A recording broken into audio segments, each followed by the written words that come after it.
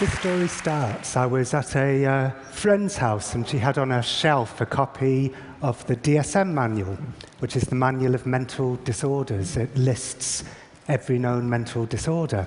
And it used to be, back in the 50s, a very slim pamphlet, and then it got bigger and bigger and bigger, and now it's 886 pages long, and it lists currently 374 mental disorders.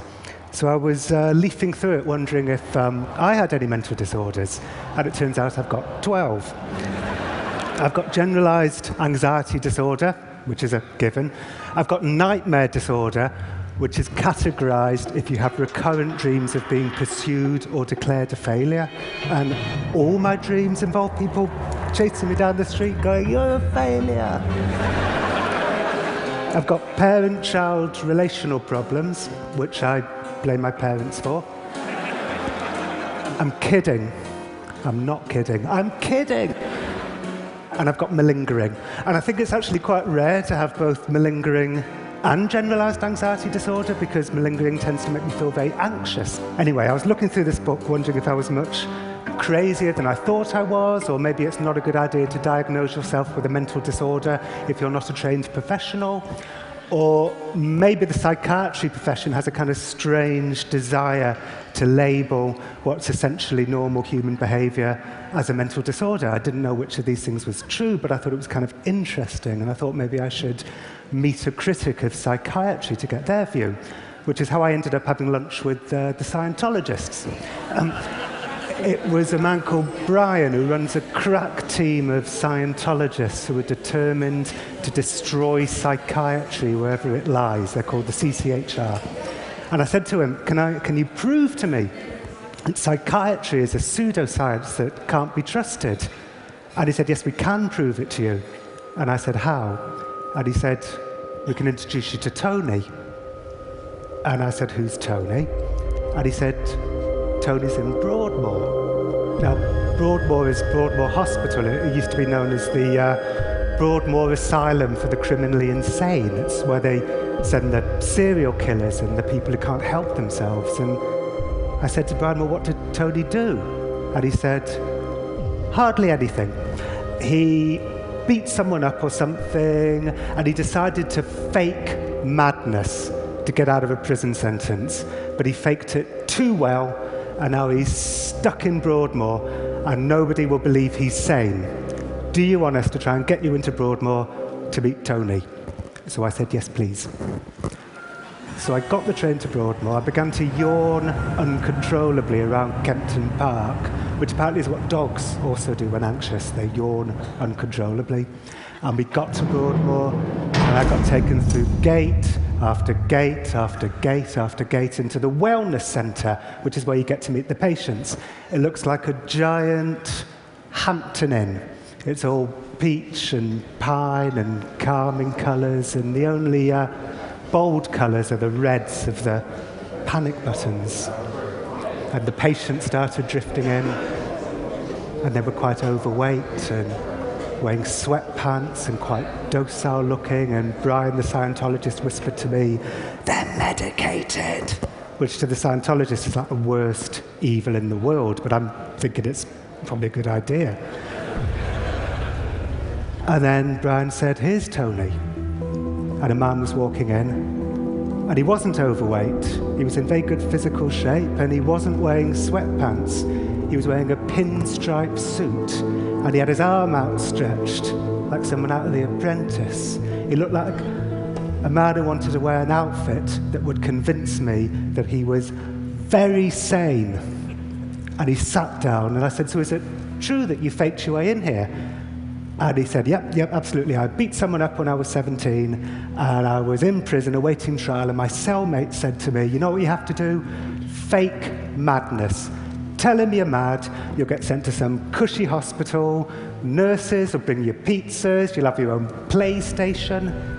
So I said, "Well, how did you do it?" He said, "Well, I asked to see the prison psychiatrist, and I'd just seen a film called Crash, in which people get sexual pleasure from crashing cars into walls. So I said to the psychiatrist, I get sexual pleasure from crashing cars into walls." And I said, "What else?" He said, "Oh yeah, I told the psychiatrist that I wanted to watch women as they died because it would make me feel more normal. And I said, where'd you get that from? He said, oh, from a biography of Ted Bundy that they had in the prison library. Anyway, he faked madness too well, he said, and they didn't send him to some cushy hospital. They sent him to Broadmoor. And the minute he got there, he said he took one look at the place, asked to see the psychiatrist, said, there's been a terrible misunderstanding. I'm not mentally ill. I said, how long have you been here for? He said, well, if I'd just done my time in prison for the original crime, I'd have got 5 years. I've been in Broadmoor for 12 years. Tony said that it's a lot harder to convince people you're sane than it is to convince them you're crazy. He said, I thought the best way to seem normal would be to talk to people normally about normal things like football or what's on TV. I subscribed to New Scientist, and recently they had an article about how the US Army was training bumblebees to sniff out explosives. So I said to a nurse, did you know that the US Army's training bumblebees to sniff out explosives? When I read my medical notes, I saw they'd written, believes bees can sniff out explosives. He said, you know, they're always looking out for non-verbal clues to my mental state, but how do you sit in a sane way? How do you cross your legs in a sane way? It's just impossible. You know, when Tony said that to me, I thought to myself, am I sitting like a journalist? Am I crossing my legs like a journalist? He said, you know, I've got the Stockwell Strangler on one side of me, and I've got the tiptoe through the tulips rapist on the other side of me. So I tend to stay in my room a lot because I find them quite frightening. And they take that as a sign of madness. They say it proves that I'm aloof and grandiose. So only in Broadmoor would not wanting to hang out with serial killers be a sign of madness. Anyway, he seemed completely normal to me, but what did I know? And when I got home, I emailed his clinician, Anthony Maiden, and I said, what's the story? And he said, yep, we accept that Tony faked madness to get out of a prison sentence because his hallucinations that had seemed quite cliched to begin with just vanished the minute he got to Broadmoor. However, we have assessed him, and we've determined that what he is a psychopath. And in fact, faking madness is exactly the kind of cunning and manipulative act of a psychopath. It's on the checklist, cunning, manipulative. So faking your brain going wrong is evidence that your brain has gone wrong. And I spoke to other experts, and they said the pinstripe suit, classic psychopath, speaks to items 1 and 2 on the checklist, glibness, superficial charm, a grandiose sense of self-worth. I said, I want to hang out with the other patients. Classic psychopath, it speaks to grandiosity and also lack of empathy. So all the things that had seemed most normal about Tony was evidence, according to his clinician, that he was mad in this new way. He was a psychopath. And his clinician said to me, if you want to know more about psychopaths, you can go on a psychopath spotting course run by Robert Hare, who invented the psychopath checklist. So I did. I went on a psychopath spotting course, and I am now a certified, and I have to say extremely adept, psychopath spotter. So here's the statistics. 1 in 100 regular people is a psychopath. So there's 1,500 people in this room. 15 of you are psychopaths. Although that figure rises to 4% of CEOs and business leaders, so I think there's a very good chance there's about 30 or 40 psychopaths in this room. It could be carnage by the end of the night. Hare said the reason why is because capitalism at its most ruthless rewards psychopathic behavior, the lack of empathy, the glibness, cunning, manipulative. In fact, capitalism, perhaps at its most remorseless, is a physical manifestation of psychopathy. It's like a form of psychopathy that's come down to affect us all. And Hare said to me, you know what, forget about some guy at Broadmoor who may or may not have faked madness. Who cares? That's not a big story. The big story, he said, is corporate psychopathy. You want to go and interview yourself some corporate psychopaths? So I gave it a try. I wrote to the Enron people. I said, can I come and interview you in prison to find out if you're psychopaths? They didn't reply. So I changed tack. I emailed Chainsaw Al Dunlap, the asset stripper from the 1990s. He would come into failing businesses and close down 30% of the workforce, just turn American towns into ghost towns. And I emailed him and I said, I believe you may have a very special brain anomaly that makes you special, interested in the predatory spirit and fearless. Can I come and interview you about your special brain anomaly? And he said, come on over. So I went to Al Dunlap's grand Florida mansion that was filled with sculptures of predatory animals. There were lions and tigers. He was taking me through the garden. There were falcons and eagles. He was saying to me over there, you've got sharks and more. He was saying this in a less effeminate way. You've got more sharks and you've got tigers. It was like Narnia. And then we went into his kitchen. Now, Al Dunlap would be brought in to save failing companies. He'd close down 30% of the workforce, and he'd quite often fire people with a joke. Like, for instance, one famous story about him, somebody came up to him and said, I've just bought myself a new car. And he said, well, you may have a new car, but I'll tell you what you don't have, a job. So in his kitchen, he was standing there with his wife, Judy, and his bodyguard, Sean. And I said, you know how I said in my email that you might have a special brain anomaly that makes you special? And he said, yeah, it's an amazing theory. It's like Star Trek. You're going where no man has gone before. And I said, well, some psychologists might say that this makes you... And he said, what? And I said, a psychopath. And I said, I've got a list of psychopathic traits in my pocket. Can I go through them with you? And he looked intrigued, despite himself, and he said, OK, go on. And I said, OK, grandiose sense of self-worth, which I have to say would have been hard for him to deny because he was standing underneath a giant oil painting of himself. He said, well, you've got to believe in you. And I said, manipulative. He said, that's leadership. And I said, shallow affect, an inability to experience a range of emotions. He said, who wants to be weighed down by some nonsense emotions? So he was going down the psychopath checklist, basically turning it into who moved my cheese.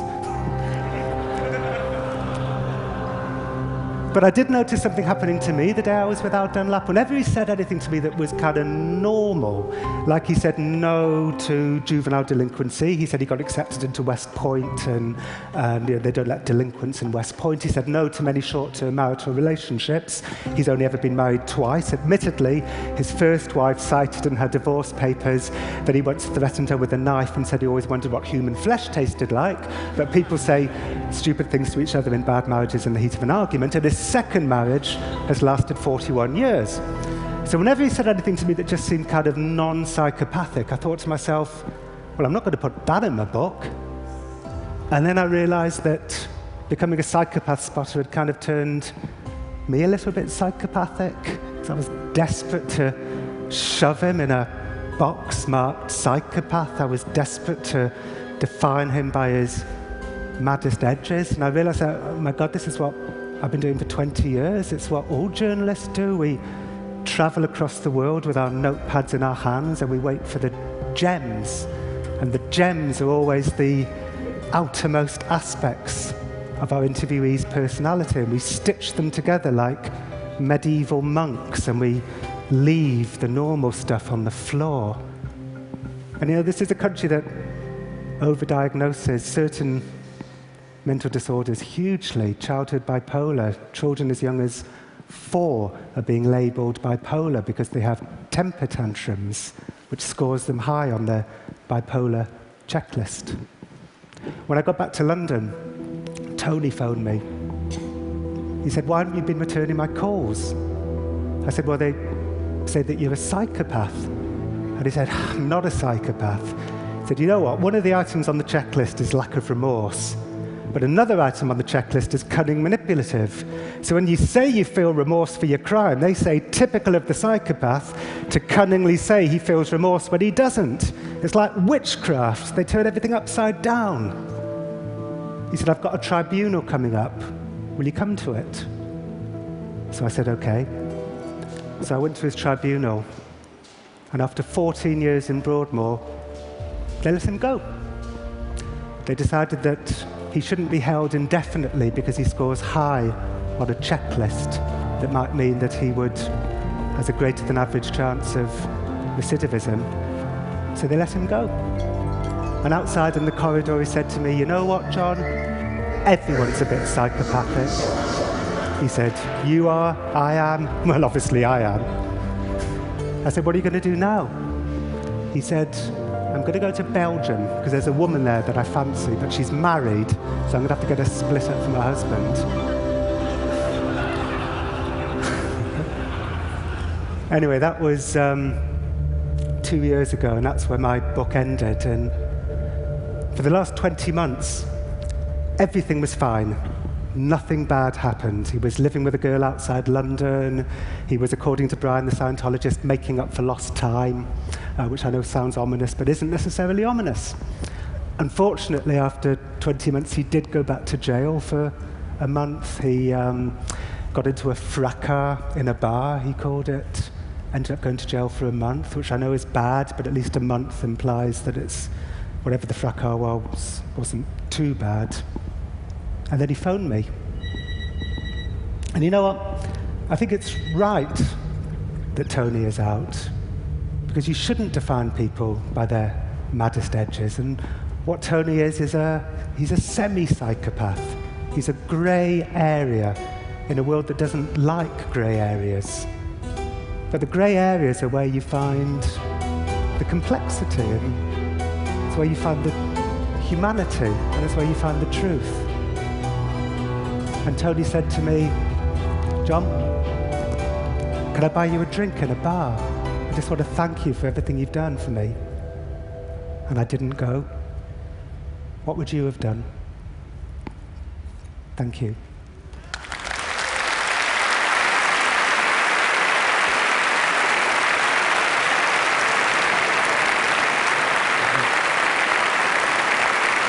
Thank you.